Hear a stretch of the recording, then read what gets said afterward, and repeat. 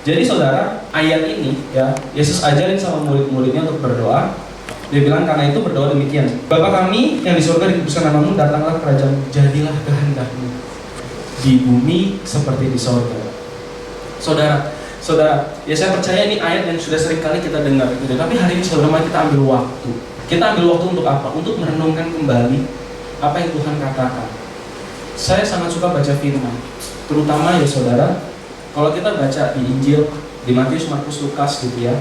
Terutama kalau saudara sekarang lagi buka Alkitab di handphone gitu ya, saudara akan melihat tulisan yang tertulis itu warnanya merah saudara ya, yang mana merah itu artinya Tuhan bicara langsung, Matius catat gitu. Berbeda dengan Kisah Para Rasul yang sebenarnya isinya adalah tulis sama Paulus gitu saudara. Nah jadi ketika saya bacain, Yesus bilang, jadilah kehendakmu di bumi seperti di surga. Jadi saudara, ini doa yang Yesus ajarkan sama murid-muridnya, sama para pengikutnya pada waktu itu bukan doa yang biasa saudara. Karena doanya Yesus itu, kalau kita mau lihat standar firman-Nya, sebenarnya bumi ini tempat kita berpijak seharusnya menjadi cerminan. Cerminan apa? Cerminan surga. Apa yang terjadi di surga, itu hal yang sama seharusnya terjadi di bumi saudara. Amin. Dan kalau kita baca Injil saudara, ya banyak sekali. Ya kalau kita mau ngomong dari daerah, kalau kita bicara tentang season of signs and wonder, kalau kita bicara tentang kesembuhan saudara, ya otomatis saudara, ya Tuhan nggak pernah set kita dengan sakit penyakit. Kesembuhan itu sudah menjadi hal yang normal, wajar, dan harus terjadi di surga. Oke? Dan seharusnya itu pun turun terjadi di bumi, menjadi cerminan buat kita semua. Ketika kita berbicara tentang keuangan saudara, hal yang sama pun terjadi.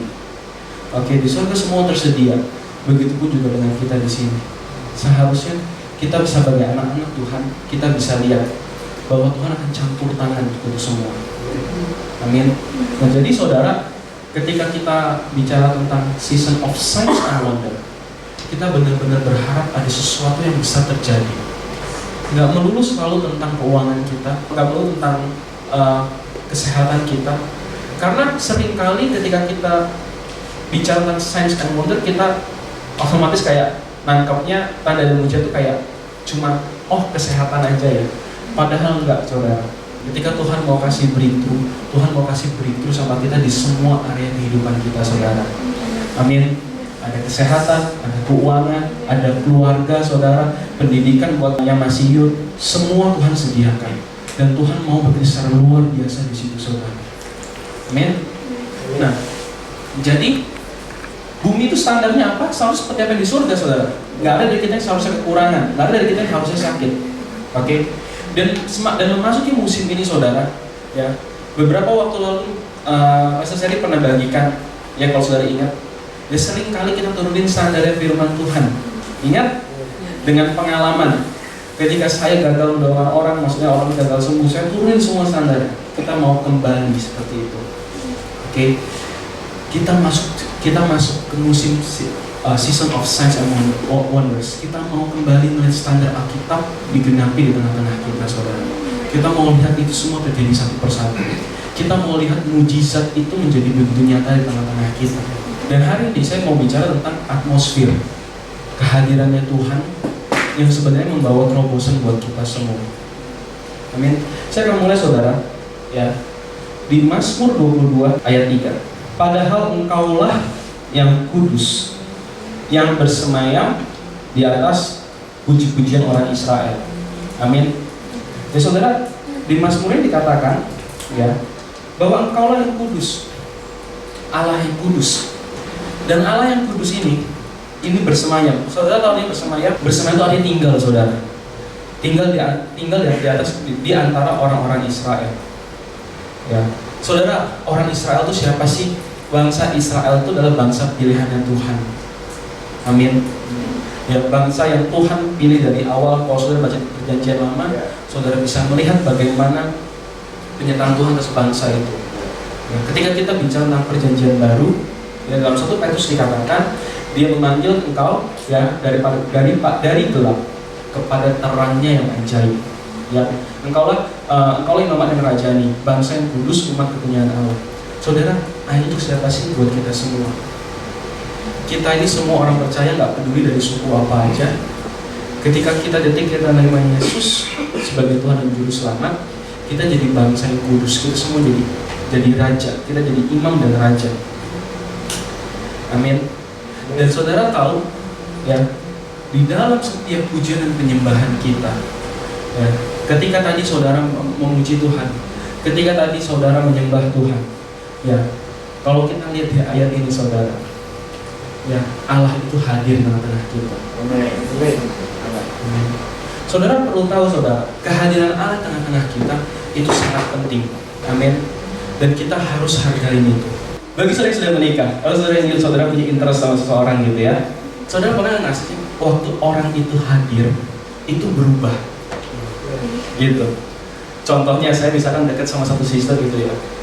Kalau sister tuh datang, saya ketemu sama saya, itu berubah. Entah aja nggak tahu kenapa di ruangan ini berubah semua. Saudara, ya, apa sih hubungannya kehadiran sama atmosfer? Saudara, atmosfer itu bisa tentang suasana saudara. Gitu. Saudara, kalau seseorang yang saudara kasihi, saudara yang dekat tiba-tiba datang masuk ke ruangan ini, saudara pasti akan merasa beda. Saudara akan merasa senang. Oke, atau misalkan tiba-tiba ada Pak Jokowi naik, gitu ya. Wah, ini ada yang teriak, ada yang senang, ada yang loncat-loncat, ada yang nangis, nggak nyangka. Oke, saudara tahu, ketika saudara teriak, ketika saudara bisa, maksudnya loncat-loncat happy banget karena Pak Jokowi datang, itu sebenarnya atmosfer itu berubah, saudara. Oke. Nah, apa yang saya maksud? Ya, apa pentingnya penyembahan kita, saudara? Ketika kita sedang menyembah, saudara, ketika kita membawa pujian dan penyembahan, di sini, saudara, Tuhan hadir. Ada satu pribadi yang tidak terlihat itu hadir, dan kenyataannya, ketika hadirat Tuhan memenuhi tempat ini, saudara, atmosfer tempat ini berubah. Mungkin bagi beberapa yang sedang mengalami tekanan, saudara bisa mengalami kelegaan. Bagi saudara yang mungkin sedang putus asa, ketika saudara datang, saudara bisa melihat suatu pengharapan. Atau bagi saudara yang hancur hati, ketika saudara tahu ada Tuhan tengah-tengah kita, pengharapan itu mulai datang, sukacita itu mulai datang. Amin. Nah, saudara, kehadiran Allah itu penting buat kita karena itu merubah atmosfer tengah-tengah kita. Amin. Kehadiran Tuhan itu membawa atmosfer, dan di mana atmosfer yang begitu cocok, begitu menyambut pribadi Allah, di situ mujizat bisa terjadi, saudara. Amin. Saya percaya ketika hadirat Tuhan begitu kuat dalam suatu ibadah, artinya pribadi Tuhan begitu kuat. Seperti yang kita tahu, saudara, ketika kita retreat encounter, kenapa orang bisa begitu bisa menangis, dia bisa tertawa sebegitu rupa, dia bisa mengalami sesuatu, maksudnya emosinya benar-benar bergejolak gitu ya. Jawabannya karena dia ngalamin Tuhan. Dia ada dalam satu ruangan di mana Tuhan begitu nyata buat dia. Buat seseorang yang hidupnya kompromi, masuk ke retreat encounter, dia bisa menangis begitu dalam. Karena apa? Karena dia tahu dia berdosa dan dia tahu ada Tuhan di sana dan dia butuh Yesus. Nah, jadi saudara, ya, lanjut hari ini, ya, kita perlu Tuhan datang, kita harus tahu bahwa Tuhan datang, kita perlu tahu bahwa Allah datang supaya atmosfer berubah, untuk mujizat terjadi. Amin. Untuk seseorang bisa mengalami Tuhan dengan sebegitu rupa. Nah, saudara, mari kita buka, saudara, di Kisah Para Rasul 1 ayat 12-14. Ini bicara tentang perbedaannya ketika Allah mulai bekerja dalam satu tempat. Maka kembalilah rasul-rasul itu ke Yerusalem dari bukit yang disebut Bukit Zaitun, yang hanya seperjalanan sabat jauhnya dari Yerusalem. Ketika mereka tiba di kota, naiklah mereka ke ruang atas, tempat mereka menumpang. Mereka itu ialah Petrus dan Yohanes, Yakobus dan Andreas, Filipus dan Thomas, Bartolomeus dan Matius, Yakobus bin Alfeus dan Simon orang Zelot, dan Yudas bin Yakobus. Ayat 14. Mereka semua bertekun dengan sehati dalam doa bersama-sama dengan beberapa perempuan serta Maria ibu Yesus dan dengan saudara-saudara Yesus. Amin. Nah, jadi saudara, ini kisah para rasul bicara tentang para rasul kumpul kayak kita, naik di atas. Ya, doa bersama di sini. Oke. Belum ada hal yang signifikan terjadi di sana. Oke, kali itu Roh Kudus belum dicurahkan. Oke, tapi saudara, ya, bahkan saudara tahu, kalau saudara lihat sedikit di perikop bawahnya, Matius dipilih menggantikan Yudas karena Roh Kudus belum ada. Ya, nggak tahu siapa yang mau dipilih, bahkan sampai buang undi untuk cari orang. Amin. Tapi saudara tahu apa yang terjadi ketika Allah hadir di suatu tempat. Lalu di Kisah Para Rasul 2 ayat 1-7, ketika tiba hari Pentakosta, semua orang percaya berkumpul di satu tempat. Tiba-tiba turunlah dari langit suatu bunyi seperti tiupan angin keras yang memenuhi seluruh rumah di mana mereka duduk. Dan tampaklah kepada mereka lidah-lidah seperti nyala api yang bertebaran dan hinggap pada mereka masing-masing.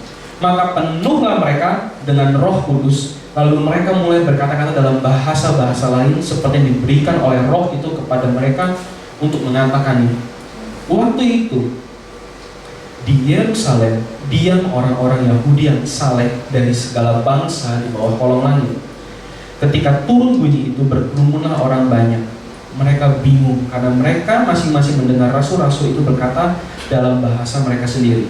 Jadi saudara, di Kisah Para Rasul 2 ayat 1-6, apa yang terjadi? Mereka berdoa, Roh Kudus turun tercurah.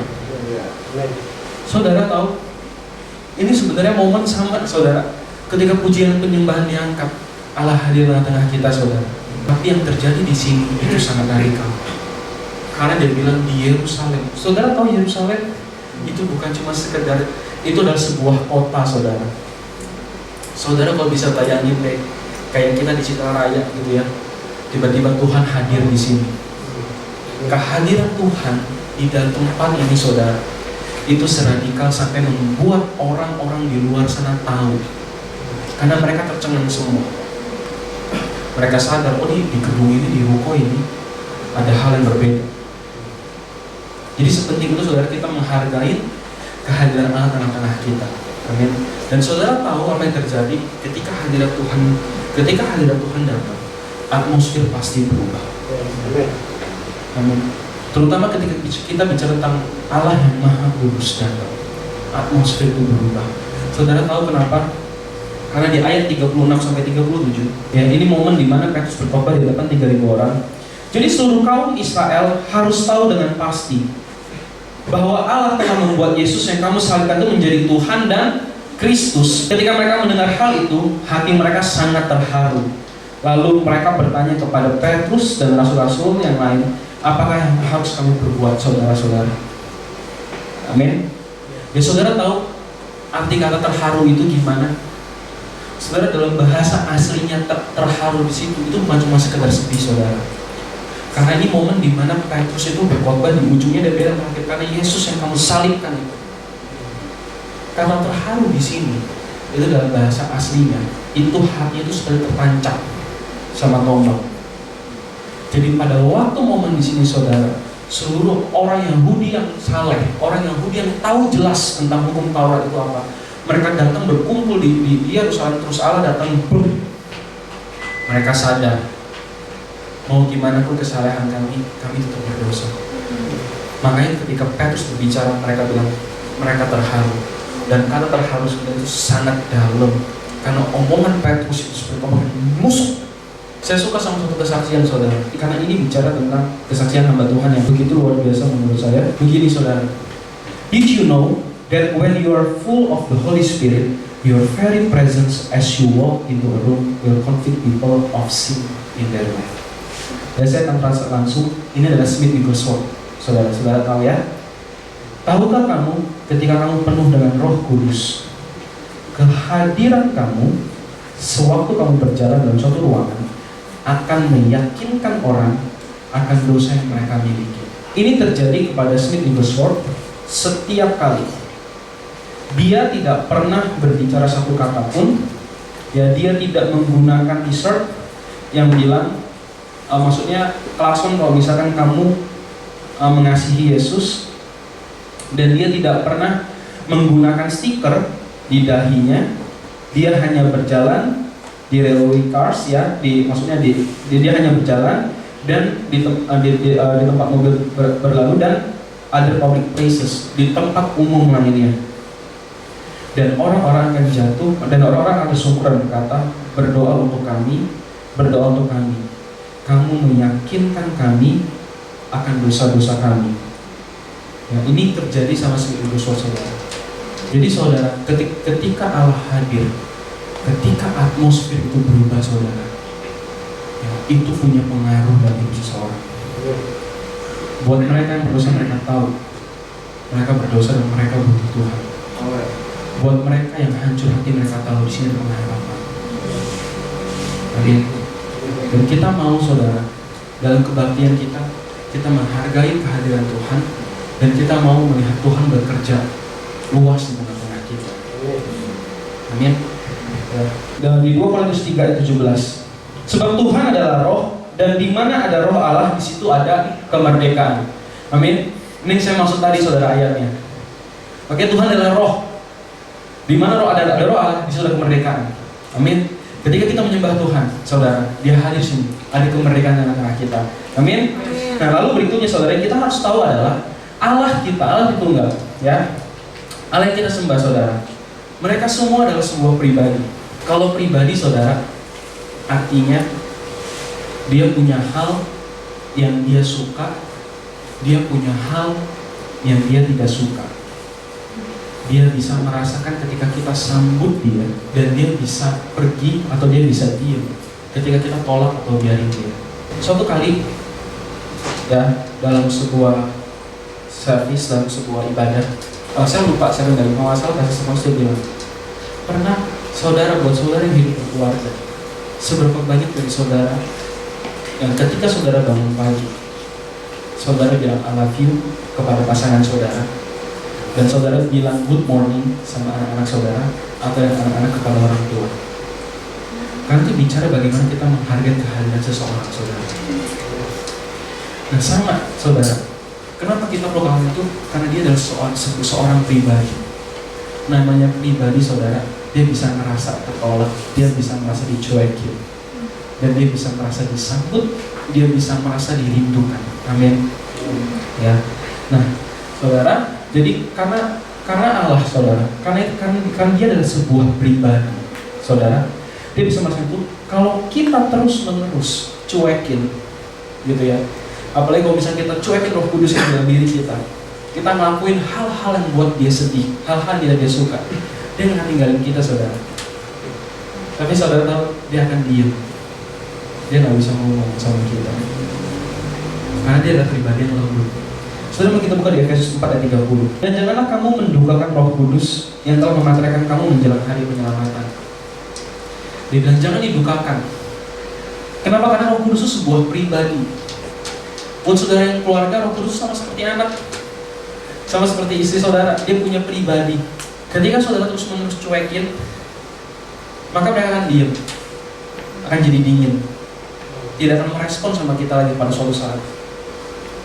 Amin. Dan kita nggak mau terjadi tengah-tengah kita.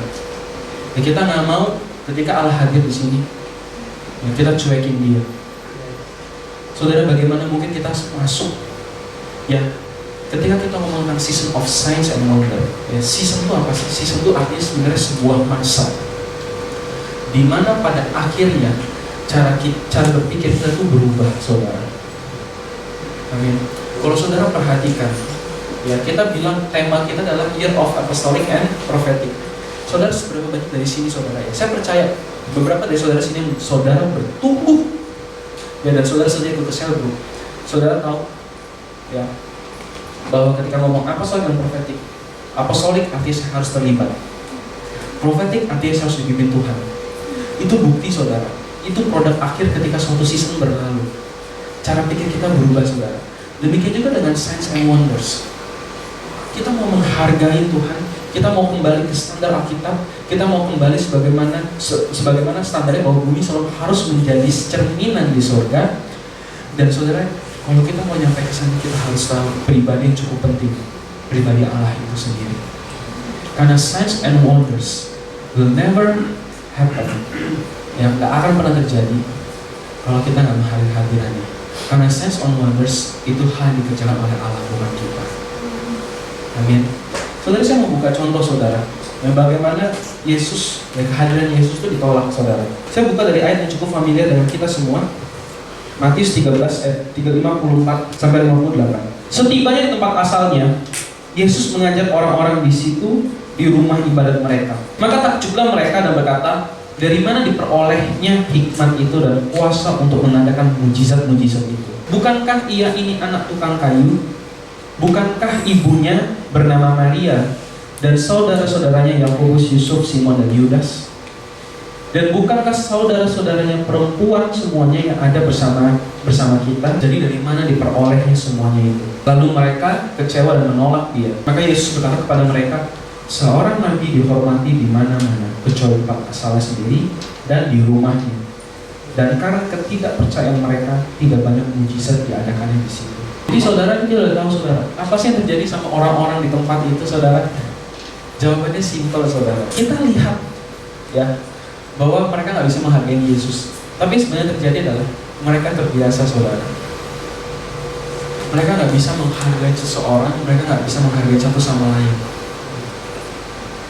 Oke, dan ketika mereka nggak bisa hargai satu sama lain saudara, ya, secara natural, udah biasa aja gitu.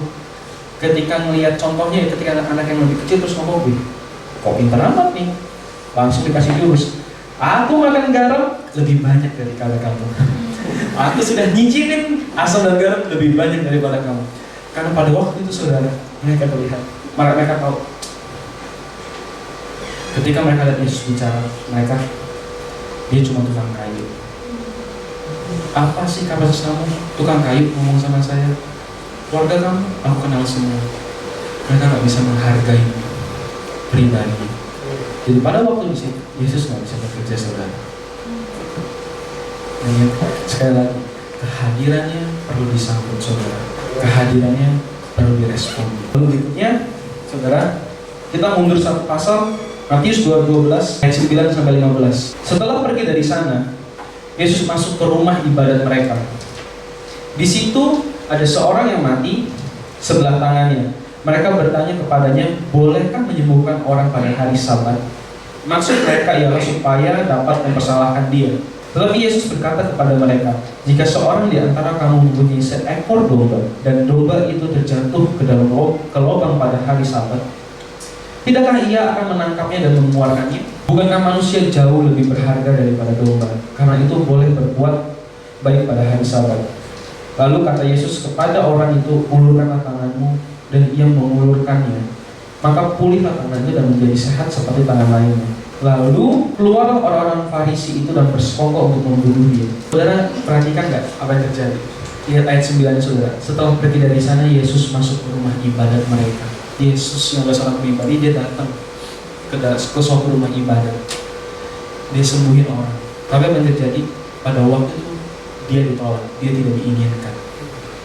Dan hal yang lebih buruk, mau dibunuh.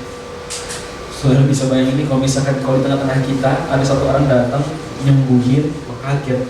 Kan nggak boleh nyembuhin ini di hari Sabtu, di hari Sabat. Terus sebagian keluar dan di bawah ada siap-siap mau dibunuh. Saudara bisa bayangkan kehadirannya itu bisa diterima, bisa ditolak, tergantung pada kita saudara. Amin. Nah, tapi saudara, kita lihat saudara di ayat 15-nya, ini yang sangat luar biasa. Tetapi Yesus mengetahui maksud mereka, lalu menyingkir dari sana. Banyak orang mengikut Yesus dan dia menyembuhkan mereka semuanya. Saudara bisa bayangin ceritanya. Datang ke rumah ibadat, sembuhin orang, dibenci, berusaha dibunuh. Yesus pergi keluar. Dan ketika Yesus keluar, Yesus diikuti sama orang-orang yang merindukan kehadirannya. Ingat, kehadiran Yesus pada waktu itu merubah atmosfer. Orang-orang yang sakit mereka melihat Yesus sebagai suatu pengharapan. Orang yang sakit waktu mereka melihat Yesus sembuhkan kami. Hanya Engkau satu-satunya yang bisa sembuhkan kami. Mereka benar-benar menyambut dan menerima Yesus. Dan mereka semua disembuhkan. Semuanya. Itu hal yang sangat luar biasa saudara. Saudara, apa yang terjadi saudara dalam ibadah kita saudara? Apa yang terjadi di tengah-tengah kita saudara? Tubuh kita tuh sebenarnya adalah ekspresi dari apa yang dalam hati kita, saudara. Bagaimana hati kita, ya begitulah tubuh kita. Saudara pernah lihat ada orang yang kepahitan tapi mukanya begini? Kalaupun ada, biasanya di kantor. Oke, udah kesel sama bosnya, mau nggak mau harus senyum. Oke, ya, saudara, ya jarang saudara kita lihat orang begitu. Nggak ada orang yang kepahitan tuh mukanya begini, senyumnya begitu tulus, begitu murni gitu kan. Paling kalau lihat, kayak gitu tuh ketawa. Oke, nggak ada saudara. Saudara, kalau ada kita happy saudara, ketemu sama orang yang dekat sama kita, orang yang kita kasihi, naturally, secara natural saudara, kita akan senyum, senang. Saudara, tubuh kita itu gambaran dari hati kita saudara. Oke, dalam ibadah kita saudara, apakah saudara sungguh mengharapkan kehadiran Yesus? Apakah saudara sungguh mengharapkan kehadiran Roh Kudus di tengah-tengah pujian penyembahan, di sepanjang ibadah? Bukan hanya di pujian penyembahan saudara, tapi dalam waktu khotbah saudara. Apakah saudara mengharapkan kehadiran dari setiap momen demi momen? Apakah saudara mengharapkan kehadiran Roh Kudus untuk mengajar saudara secara pribadi dan hati saudara? Apakah saudara mengharapkan roh hikmat dan wahyu itu bekerja sama saudara di saat khotbah dibagikan, sharing dibagikan? Apakah saudara mengharapkan kuasa kebangkitan itu terjadi? Kehadiran di waktu saudara ambil berjamuan. Apakah saudara harapkan itu semua? Ini bicara hal yang dalam saudara. Dan kalau saudara memang bilang hati saudara, saya benar-benar mengharapkan, saya mengasihi dan menghargai kehadirannya. Saudara, saya bilang mari kita hari ini buat respon yang benar dengan itu. Karena seperti yang kita bilang tadi, menurut saya kita cukup bisa sepakat ya bahwa perbuatan kita, apa yang kita gambarkan tubuh kita adalah lambang dari apa yang kita rasakan. Amin. Yang apa kalau kita lihat seseorang gitu, maksudnya saudara bisa bayangin di dalam pujian penyembahan, kamu mengharapkan kehadiran Tuhan, insan? Ya, saya sangat mengharapkan Tuhan bekerja dalam pujian penyembahan. Too good to not believe. Sin cancer disappear. Saudara bisa bayangin itu. Saudara begini tuh benar-benar tertutup saudara. Saudara nggak percaya, coba aja saudara. Saudara dulu gini. Saudara sendiri pun merasa kok ketika saudara begini, itu artinya saudara sebenarnya berusaha nutup. Saudara bisa bayangin saudara dalam penyembahan saudara. Ditanya, apakah kau mengharapkan kehadiran Yesus? Yes. Oh, sangat. Tapi begini, Roh Kudus bingung saudara. Dia bingung mau kerjanya gimana sama saudara. Amin. Respon kita penting. Oke? Nah jadi saudara, ya, apa yang harus kita lakukan untuk menghargai kehadiran di tengah kita saudara? Ya, yang pertama, jangan terlambat. Perhatikan aktivitas apa yang kita buat dalam ibadah saudara. Saya lebih suka seperti itu. Buat terlambat sendiri, saya pribadi saudara, orang yang tidak suka terlambat. Oke, hari ini mau gimana pun, ya saya buat salah, saya terlambat tadi ya. Tapi saudara, saya percaya ya, kebenaran tetap kebenaran, meskipun pastor melakukan kesalahan. Ya, yang benar tetap jangan terlambat. Oke, ya kebenaran tetap kebenaran, meskipun tidak ada satu pun yang melakukannya. Ya, dan kesalahan tetap kesalahan, meskipun semua orang melakukannya. Amin. Ya, jadi saudara, apa yang kita harus lakukan saudara untuk menghargai kehadiran Tuhan saudara? Jangan terlambat. Sekali lagi kita mau mulai dari, kita mau kembali sama statement kita saudara, bahwa kita bilang kehadiran Allah, ya kan, Allah itu adalah sebuah pribadi. Saudara tahu apa yang terjadi dengan terlambat saudara? Dan apa yang buat saya tidak suka terlambat? Ketika saya janji sama satu orang, saya janji sama satu orang, saya bilang, oke, kita ketemuan jam 4 ya. Terus ya, saya terlambat, apalagi terlambat dengan sengaja. Saudara tahu, ketika jam 4 ini lewat sampai 15 menit, ketika saya datang di sini jam 4:15, saya itu mencuri waktunya dia yang 15 menit itu saudara. Mau gimana pun waktu 15 menit yang telah dia hapuskan, yang telah dia pakai untuk menunggu kita, itu tidak pernah kembali saudara. Itu sebabnya saya tidak suka terlambat. Oke, dan saya mau encourage saudara semua, ketika saudara dalam sel group, dalam ibadah, mari kita datang on time. Bahkan kita datang before time. Artinya apa saudara? Ketika janjian jam 4, jam 3:45, jam 3:50, saya sudah hadir duluan. Kenapa? Karena saya menghargai dia. Saya sendiri plot dalam diri saya ketika saya janji sama seseorang. Ketika saya bilang, oke, janjinya berapa? Jam 4. Secara natural di pikiran saya harus di sana jam 3.45. Saya membiasakan sebisa mungkin 15 menit sebelum waktu saya datang. Amin. Jangan terlambat saudara. Saudara, berikutnya saudara, kalau saudara benar-benar mengharapkan kehadiran Roh Kudus di tengah-tengah kita saat ini, kalau saudara menghargai dia, kalau saudara benar-benar berharap dia mengajar kita saudara pada sore hari ini, saya nggak akan melakukan hal-hal yang tidak penting. Saya nggak akan cek HP saya untuk hal yang tidak penting. Saya nggak akan bolak-balik turun ke toilet. Saya akan persiapkan diri saya, karena saya tahu kehadiran Roh Kudus bukan hanya di pujian dan penyembahan, tapi dari awal sampai akhir. Amin. Saudara tahu, bahkan ada satu gereja yang diberkati begitu dalam, begitu luar biasanya dengan perjamuannya. Ketika orang terima perjamuan kudusnya, saudara, waktu orang banyak yang disembuhkan. Pekerjaan Tuhan itu dari awal sampai akhir, saudara, bukan hanya punya penyembahan. Amin. Ya, jadi kita mau menghargainya dengan cara tidak terlambat, menjaga aktivitas kita, karena kita tahu ada pribadi yang luar biasa ada di tengah-tengah kita. Amin. Berikutnya saudara, respon ya. Markus 10 ayat 46 sampai 52. Lalu tibalah Yesus dan murid-muridnya di Yeriko.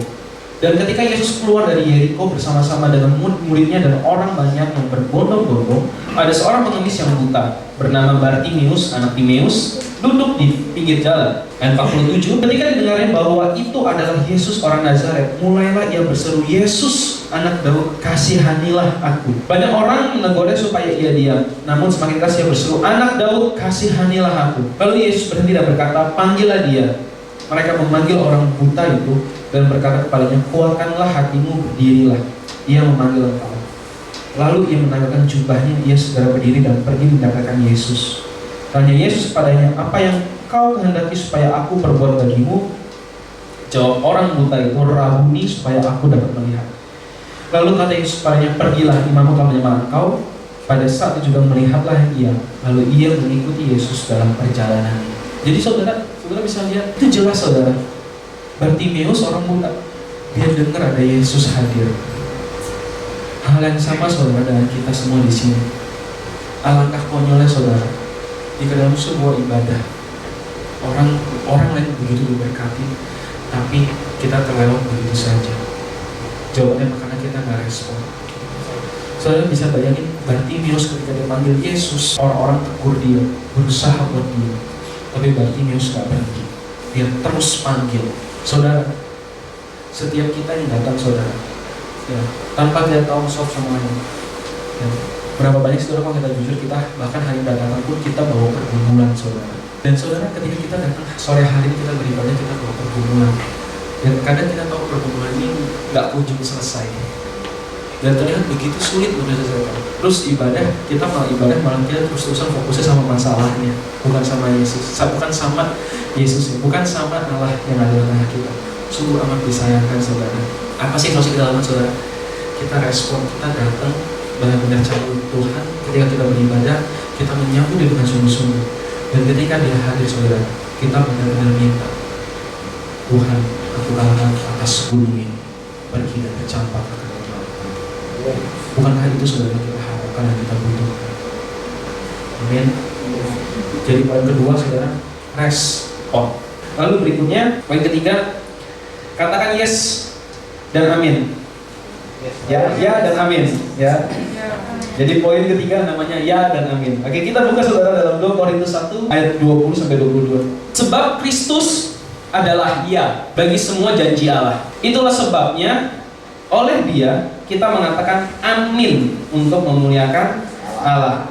Sebab Dia yang telah meneguhkan kami bersama-sama dengan kamu di dalam Kristus adalah Allah yang telah mengurapi, memeteraikan tanda miliknya atas kita dan memberikan Roh Kudus dalam hati kita sebagai jaminan dari semua yang telah disediakan untuk kita. Ya, ayat 20 saudara, kita fokus ayat 20. Sebab Kristus adalah ya bagi semua janji Allah.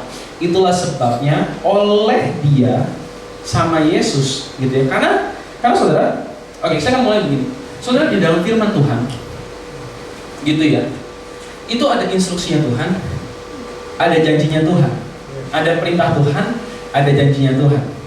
Oke, contohnya saudara, perintahnya apa? Hai anak, hormatilah orang tuamu, supaya panjang dan lanjut umurmu di bumi dan berbahagia. Oke, saudara, perintahnya apa? Hormati orang tua. Janjinya apa? Supaya panjang umur dan berbahagia. Amin. Ada janjinya Tuhan di situ. Saudara, ketika kita perpuluhan, saudara, ayat yang paling kita sering buka Maliaki 3, bukan? Dia bilang, kembalikanlah persepuluhan ke dalam rumah permadaanku dan ujilah aku, apakah aku tidak akan membuka tingkap langit bagimu. Itu janji, saudara. Itu Allah kasih janji sama kita semua, saudara. Allah janji tingkap langit akan terbuka buat kita semua. Ya, dia bilang lumbung-lumbung kan prinsip lo sampai cukup ruangan. Artinya kita akan sangat diberkati, saudara. Oke, itu janjinya Tuhan. Dan jadi saudara, kalau kita balik ke ayat ini, katakan sebab Kristus adalah Ia bagi semua janji Allah. Jadi saudara, di dalam Yesus, ya, Yesus yang disalibkan itu, ketika Yesus disalibkan itu, saudara, di dalam Dia itu ada semua janji Tuhan. Ya, ada semua janji Tuhan. Dan kita terima pribadi Yesus dalam hati kita, jadi juru selamat. Janjinya ada dalam kita, saudara. Ketika kita terima Yesus, yes, janjinya Allah ada dalam kita. Aku dikasihi, aku diberkati, aku akan sehat, aku akan terima kehidupan. Sozo itu, saudara. Saya akan terima kehidupan. Ketika saya katakan saya tidak akan mati karena sakit penyakit, saya katakan saya diberkati. Tubuh saya tubuh yang diberkati. Tubuh yang saudara, banyak sekali klaim. Yesus mati di kayu salib untuk yang miskin jadi kaya. Saya diberkati jadi kaya. Ada ya untuk semua janjinya, janji Allah di dalam Yesus. Lalu berikutnya sudah dikatakan, ya, bagi semua janji Allah, itulah sebabnya oleh Dia kita mengatakan amin. Jadi saudara, semua janjinya Allah itu ada dalam Yesus. Tapi dia bilang oleh Dia kita mengatakan amin. Saudara tahu artinya amin? Amin itu artinya kita sepakat, saudara. Ketika saudara kita dapat janji bahwa saya diberkati, janjinya sudah ada dalam pribadi Yesus di sini. Saya yang di sini saya harus katakan amin. Jadi saudara, apa jadi ketika saya amin? Saya begini, saudara. Saya klaim janjinya terjadi dalam hidup saya. Jadi saudara, ya, karena kehadiran Allah ada dari awal sampai akhir ibadah. Baik dalam punya penyembahan, saudara. Saya dalam punya penyembahan pun, saudara. Ketika saya melihat I've cancer disappear, saya melihat, saya ingat beberapa nama yang struggle atas cancer. Ketika saya melihat keluarga yang dipulihkan, saudara, saya melihat beberapa orang, dan itu adalah janji Tuhan yang akan pulihkan. Waktu bahkan seringkali waktu saya kalau saya katakan yes, amin, amin. Waktu yes, I know He can do it, saya katakan amin. Saya tahu yang melakukan itu. Nah, jadi saudara, ya, gimana hadirannya, saudara? Katakan yes dan amin. Karena dia pribadi, saudara. Termasuk ketika siapapun di sini, saudara, yang bagian firman, saudara. Kalau memang firman itu rasanya begitu masuk, bertancap dalam hati saudara, katakan amin. Karena itu saudara ngambil itu buat saya. Thank you, thank you Bapak di surga. Mari, aku tahu janji itu dari Yesus. Saya katakan amin. Lalu berikutnya, saudara, apa yang harus kita lakukan? Kita kenal Dia. Yohanes 15 ayat 14-15. Kamu adalah sahabatku, jikalau kamu berbuat apa yang kuperintahkan kepadamu. Aku tidak menyebut kamu lagi hamba, sebab hamba tidak tahu apa yang diperbuat oleh tuannya.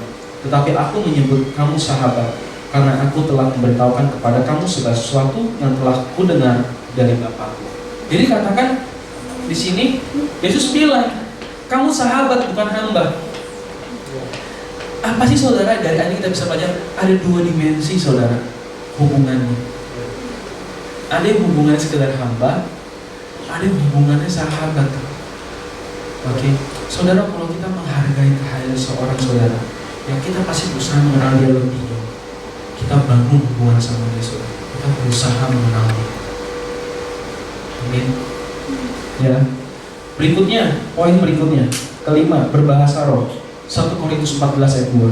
Siapa yang berkata-kata dengan bahasa roh tidak berkata-kata kepada manusia tetapi kepada Allah, sebab tidak ada seorang pun yang mengerti bahasanya. Oleh roh ia mengucapkan hal-hal yang rahasia. Oke, siapa yang berkata-kata dengan bahasa roh tidak berkata-kata kepada manusia tetapi kepada Allah. Saudara bisa bayangkan bahasa roh yang Tuhan kasih, karunia yang Tuhan berikan pada kita, itu karunia yang luar biasa, saudara. Saudara tahu, karena karunia itu benar-benar akses VIP kita. Ketika kita berbahasa roh, saudara, kita bicara langsung. Dan kita mau menghargai dia, kita mau mulai bangun hubungan sama dia, kita mau berbahasa roh, saudara. Karena ketika saudara berbahasa roh, ada hubungan yang dibentuk, saudara. Karena saudara berbicara sama Allah langsung. Ya. Yang terakhir, poin terakhir, takut akan Tuhan. Ibrani 12 ayat 14 sampai 15. Berusaha hidup damai dengan semua orang dan kejarlah kekudusan. Sebab tanpa kekudusan tidak seorang pun akan melihat Tuhan. Jagalah supaya jangan ada seorang pun menjauhkan diri dari kasih karunia Allah, agar jangan tumbuh akar yang pahit yang menimbulkan kerusuhan dan yang mencemarkan orang banyak. Amin. Berusaha hidup damai dengan semua orang dan kejarlah kekudusan. Saudara, roh yang ada dalam hidup saudara, roh yang ada dalam hati saudara, itu adalah pribadi yang sangat bertentangan dengan dosa. Pribadi yang benar-benar pengen kita hidupnya dipisahkan. Mungkin saya nggak ngomong cuma sekedar dosa. Ketika saya bicara tentang kekudusan, itu saya tidak mau bicara tentang dosa. Ya saudara, ada hal yang jauh lebih dalam daripada itu, saudara. Kalau saya bicara tentang dosa, sudah pasti saudara siapa? Oke, dosa juga mendudukan Roh Kudus. Itu jelas bertentangan dengan Allah. Tapi maksudnya saudara, apa sih kekudusan maksud? Kita benar-benar pisahkan saudara. Apa yang kita lihat, apa yang kita dengar, kita mau jaga. Di tempat ini, di gedung ini, kita nggak bicara asal-asalan. Karena saya menghargai kehadiran yang begitu nyata di sini. Dan saya mau berharap